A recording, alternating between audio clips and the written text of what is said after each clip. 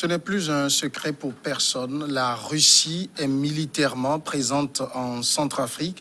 Elle a réussi à chasser sur une bonne partie du territoire les rebelles de la CPC. Dans ce contexte, pour beaucoup d'Africains et de Centrafricains surtout, la présence militaire russe est salutaire, en tout cas plus salutaire que celle de la France. Cette vision est-elle partagée par tous les Centrafricains? Eh bien, c'est la question qu'on va poser ce soir à notre invité, Adrien Poussou. Bonsoir, Monsieur Poussou. Bonsoir, merci de m'avoir invité. Vous êtes expert en géopolitique et ancien ministre de la Communication et de la Réconciliation nationale au niveau de la Centrafrique. Lorsqu'on vous pose d'abord la question de savoir si la présence militaire russe est bien vue des Centrafricains, quelle serait votre réponse? Oui, enfin, vous faites bien de signaler, et d'ailleurs dans l'intitulé de votre programme, si cette présence est appréciée de tous les acteurs centrafricains. Je voudrais rappeler sur votre plateau que c'est Emmanuel Macron, le président français, qui avait demandé au président centrafricain Faustin Archange Touadéra de se tourner vers la Russie, puisque la Russie s'opposait à ce que des armes que la France a confisquées aux pirates au large de la Somalie et que la France souhaitait donner ces armes à la RCA, la Russie s'y est opposée. Et c'est à l'issue de cette opposition qu'Emmanuel Macron a demandé au président Touadéra d'aller discuter avec Vladimir Poutine. Et puis, ça a donné cette présence-là. Mais il faut bien faire le distinguo entre les relations entre État à État, qui sont des relations d'intérêt, et les relations entre État et un groupe privé, et en l'occurrence Wagner. C'est aujourd'hui ces rapports-là entre la République centrafricaine et non pas la Russie officielle, celle qui est dirigée par Poutine, mais par un groupe privé qui est en Centrafrique pour faire des affaires. Vous me direz, les autres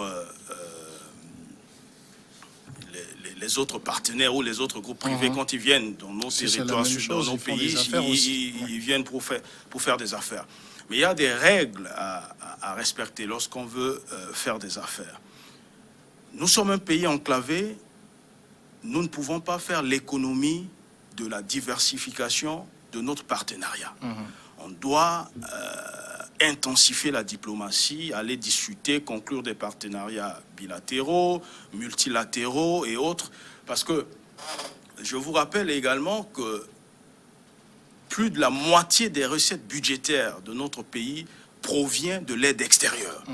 Alors un pays comme ça ne peut pas jouer ses partenaires l'un contre l'autre. Nous ne pouvons pas nous permettre de jouer Paris contre Moscou, Washington contre Pékin et autres. Non, nous devons, et nous avons cette obligation-là d'être en bonne intelligence avec tous ceux qui peuvent nous aider.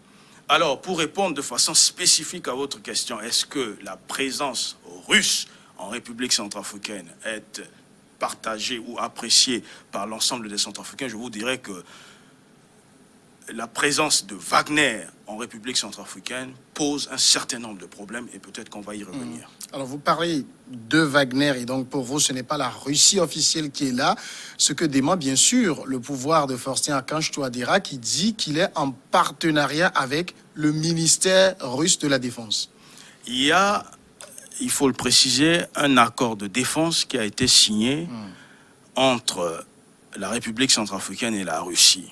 Cet accord a impliqué l'envoi en terre centrafricaine de ce qu'on a appelé des instructeurs russes pour former les forces armées centrafricaines. Mais au-delà de cet accord de partenariat entre la RCA et la Russie, il y a eu des accords opaques qui ont été signés entre le gouvernement centrafricain et le groupe Wagner. Le groupe Wagner qui n'a pas d'existence légale en Russie. Et ce groupe-là, qui est une société de paramilitaires, donc de mercenariat, a envoyé des mercenaires sur le sol centrafricain.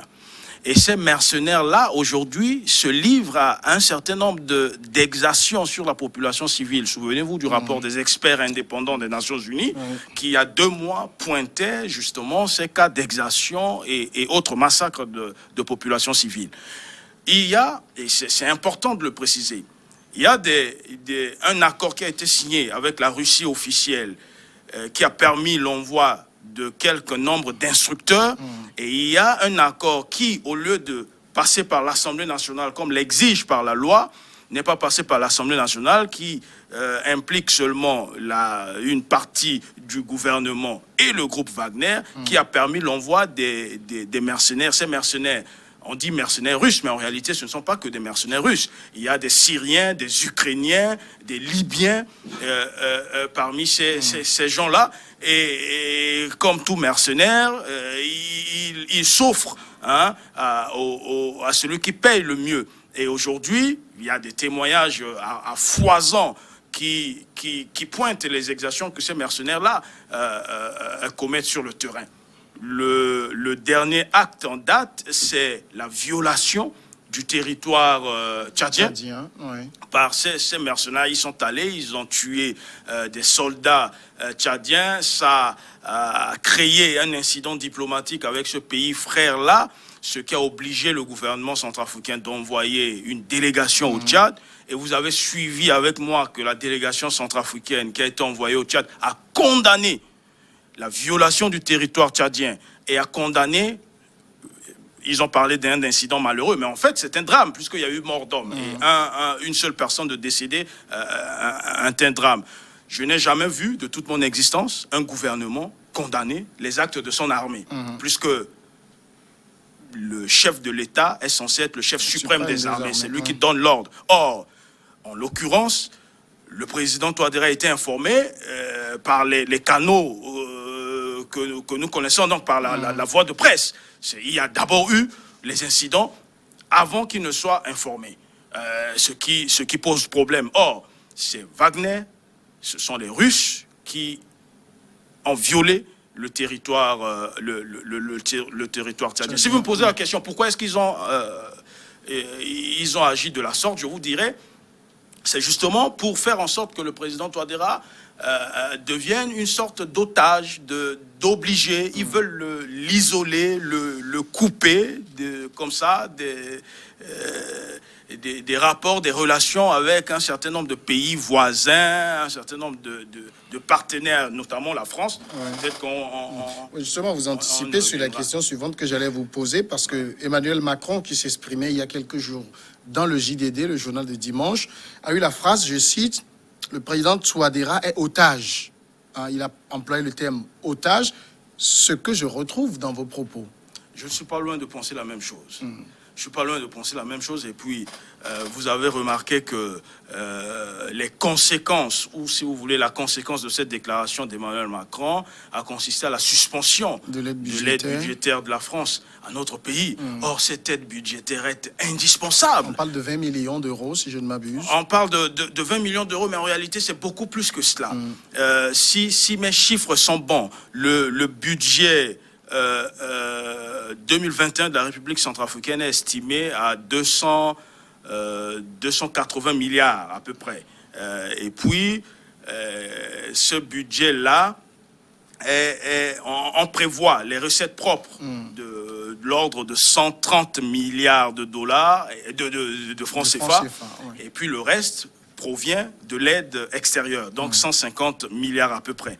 Mais la France y apporte plus de la moitié de cette aide extérieure-là, notamment en appui budgétaire, mais en financement de projets par le canal de l'Agence France de développement. Et ça représente à peu près 70 milliards.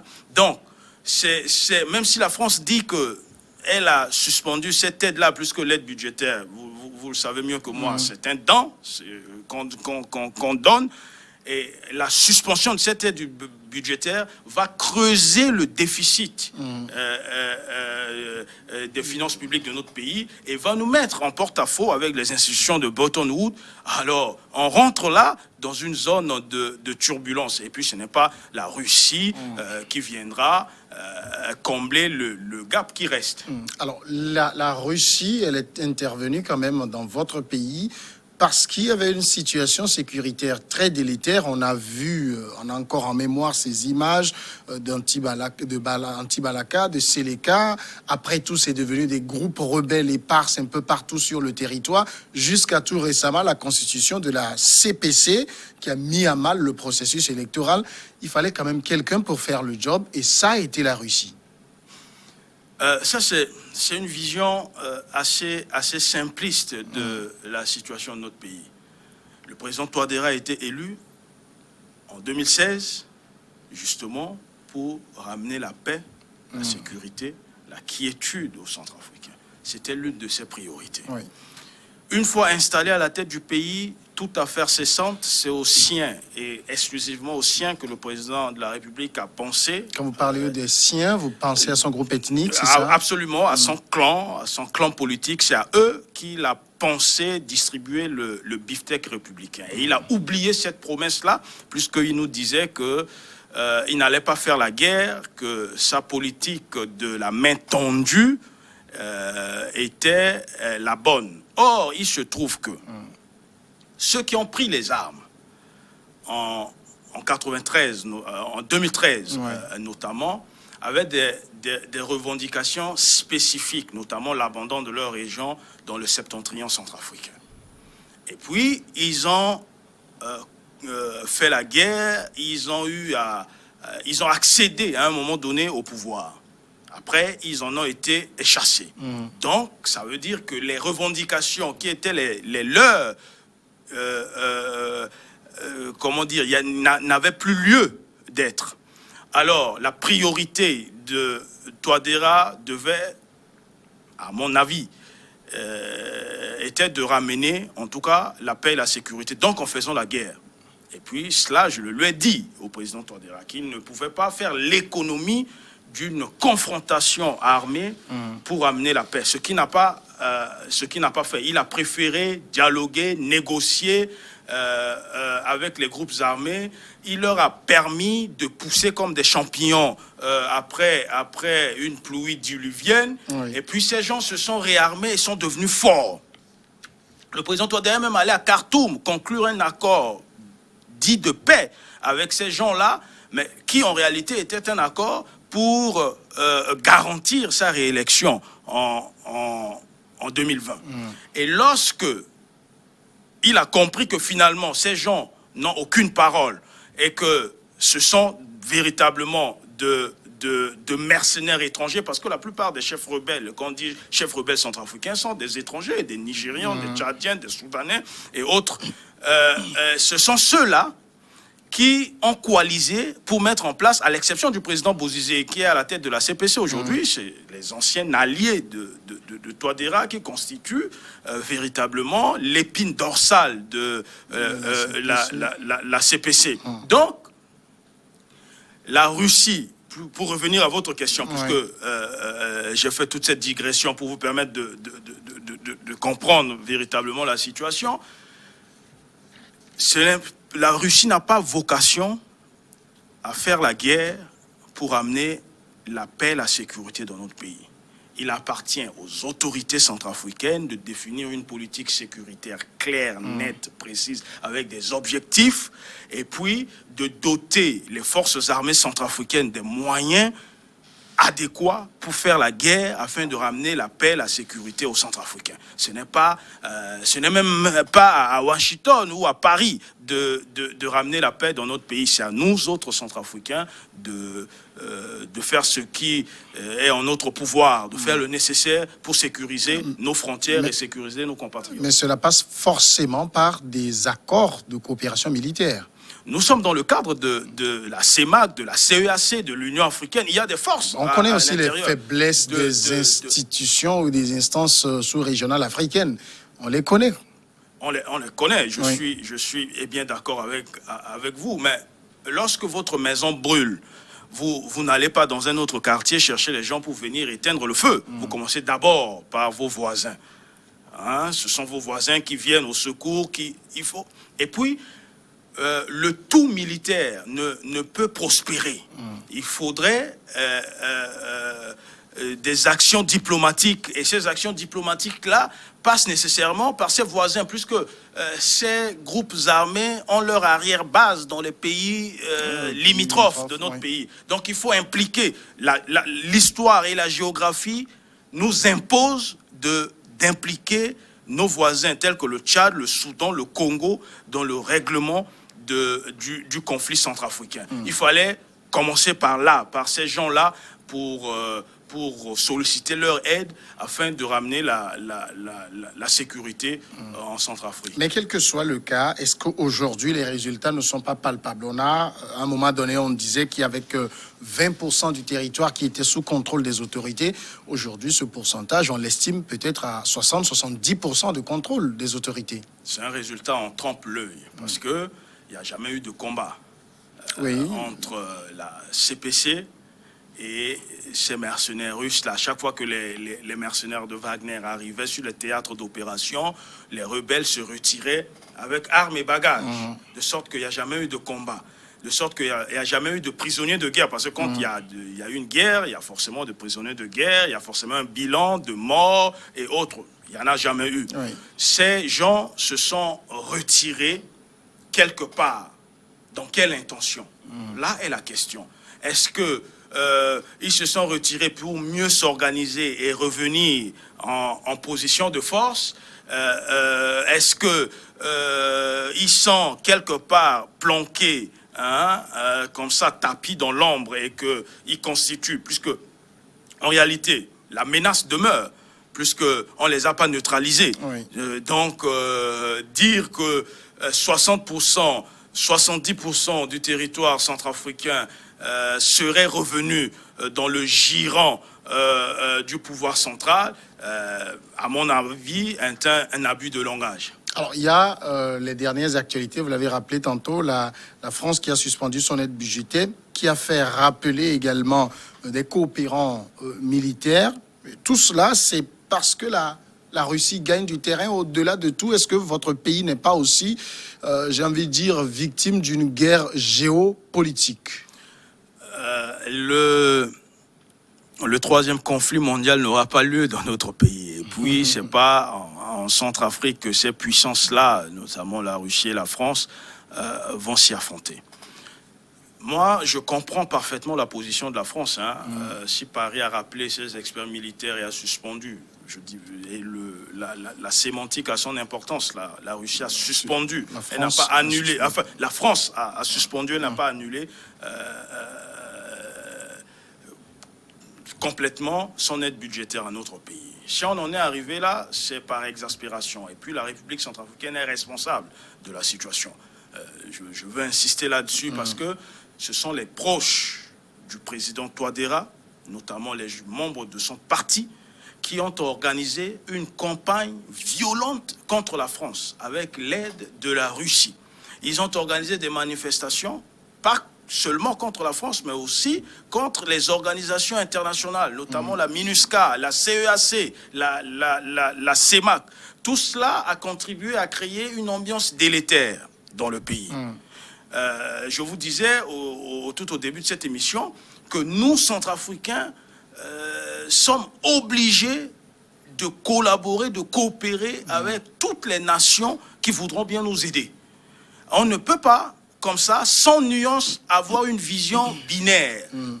Tout est noir ou tout est blanc. Non, il faut apporter de la nuance dans ces rapports-là. Or, les partisans du président Touadéra, dans leur immense majorité, ont cru que l'apport de la Russie dans notre pays se ferait au détriment de la contribution de la France.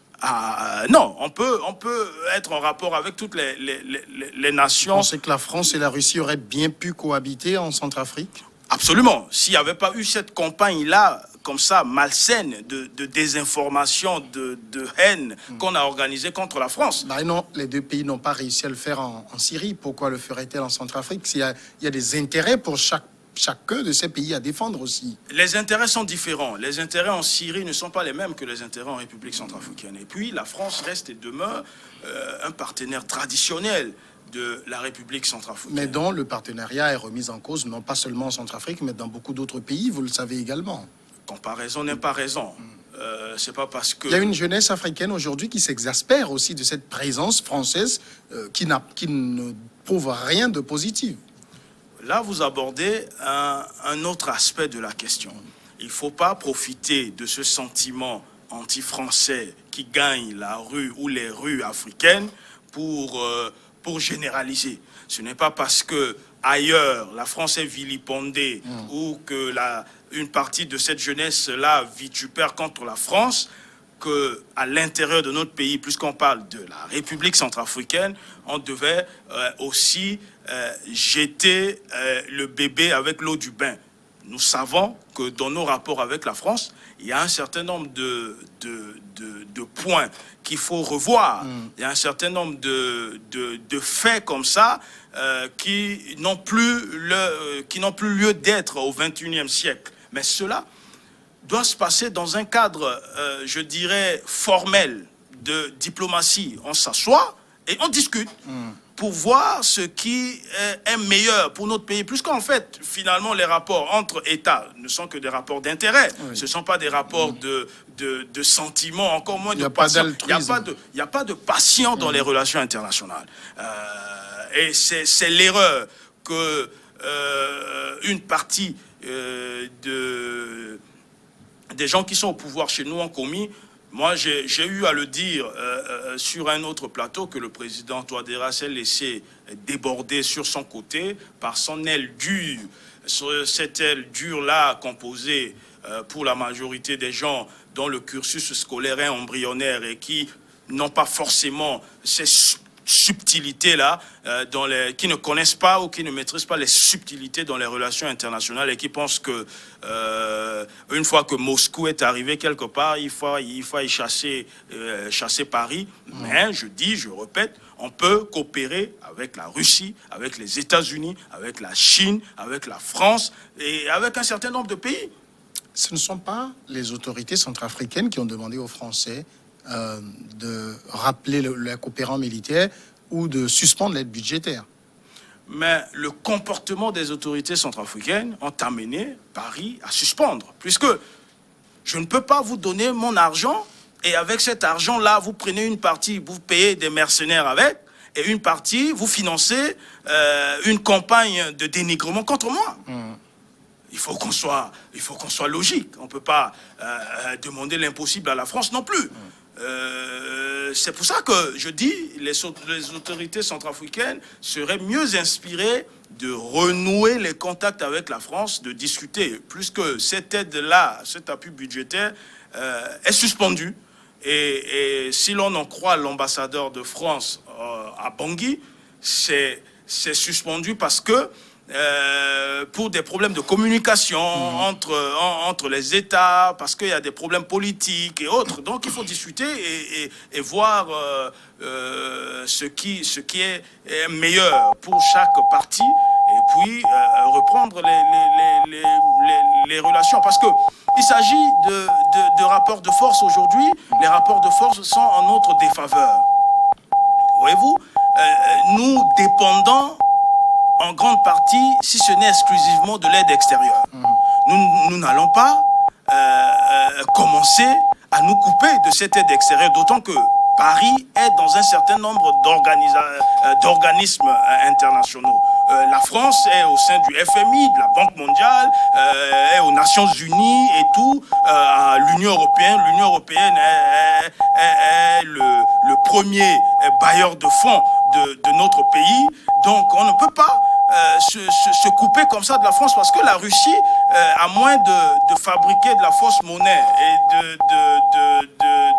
de nous apporter, et c'est pas la Russie, c'est pas la Russie qui va couvrir ce manque à gagner là, non, pas du tout. Et puis on n'a pas n'y a pas grand-chose à attendre du côté de la Russie, dès lors que si mes chiffres sont bons, au niveau même de l'indice, de la perception même de la corruption, la Russie vient derrière le Mali, loin derrière un pays comme le Mali. Et au niveau du respect des droits de l'homme, de la liberté de la presse, la Russie, tenez-vous bien, vient après un pays comme le Zimbabwe. Est-ce qu'on a quelque chose à apprendre d'un pays comme cela ? Je ne pense pas. Alors, Adrien Poussou, qu'est-ce que vous attendez des autorités, notamment le président centrafricain, dans le contexte qu'on vient de décrire? Dans le contexte actuel, on doit en tout cas privilégier le dialogue, la concertation avec l'ensemble de nos partenaires. Déjà, le dialogue entre Centrafricains. Vous êtes sans ignorer que le président Touadéra a été très mal élu par un tiers du corps électoral et encore. Donc, il y a des problèmes politiques déjà dans le pays. Il y a une grande partie des acteurs politiques majeurs qui ne reconnaissent pas sa réélection, qui ne reconnaissent pas son régime. Déjà, il faut qu'il dialogue avec eux pour trouver des solutions politiques à la crise interne. Et puis, il faut renouer le contact avec Paris, discuter avec la France pour lever la suspension de l'appui de la France à notre pays, parce que c'est un manque à gagner qui est assez important. Et puis, on doit diversifier notre partenariat. Mais on ne peut pas diversifier ce partenariat-là au détriment des autres partenaires. Il faut le faire dans une inclusivité. Et cela, le président doit s'entourer des compétences. Il n'y a pas de diplomates chevronnés qui manquent dans notre pays. Il faut mettre les hommes qu'il faut, à la place qu'il faut, leur donner une feuille de route claire et puis exiger d'eux des résultats. Et puis, je pense que c'est ce qu'il faut faire dans le contexte actuel. Et cela se fera parce que peut-être le président, quand il était en campagne, il a promis aussi poursuivre la politique de main tendue. Vous savez, moi, j'ai critiqué cette politique de main tendue. Pour moi, j'ai comparé le président à un charmeur de serpents. Un chef d'État ne doit pas être dans l'incantation. On ne dirige pas un pays en faisant des incantations comme cela. C'est quoi la politique de la main tendue? C'est quoi la politique de la main tendue? Certains reconnaissent aussi que le tout militaire ne marche pas. Le tout militaire ne marche pas, mais il faut choisir les interlocuteurs avec lesquels discuter. On ne peut pas continuer comme ça à discuter avec des étrangers, des mercenaires étrangers qui viennent dans notre pays, qui violent nos femmes, nos mères, qui pillent systématiquement nos richesses et qui sont dans des deals, des rapports commerciaux avec les autorités. Nous avons des informations que certains chefs rebelles qui sont souvent invités à Bangui viennent échanger les diamants et autres avec les autorités. Il faut sortir de là. Aujourd'hui, le président Touadéra dit qu'il veut dialoguer avec ceux qui ont signé les accords de Khartoum. Mais ceux qui ont signé les accords de Khartoum, pour une large part, sont des étrangers. Il ne veut pas dialoguer avec la CPC, par exemple, mais à l'exception du général Bozizé, ancien chef d'État, qui lui est centrafricain et n'a que cette terre-là comme la terre de ses ancêtres, il veut l'exclure. Non, il faut avoir une vision.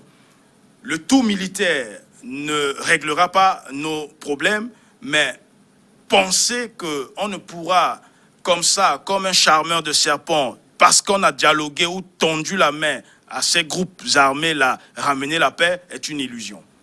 Adrien Poussou, merci d'être passé répondre à nos questions. C'est moi qui vous remercie. Merci de m'avoir invité. Espérance géopolitique et ancien ministre de la Communication et de la Réconciliation de la République centrafricaine. On va observer une dizaine de minutes de pause, le temps du journal, et on sera de retour après pour passer à la suite. Regard croisé.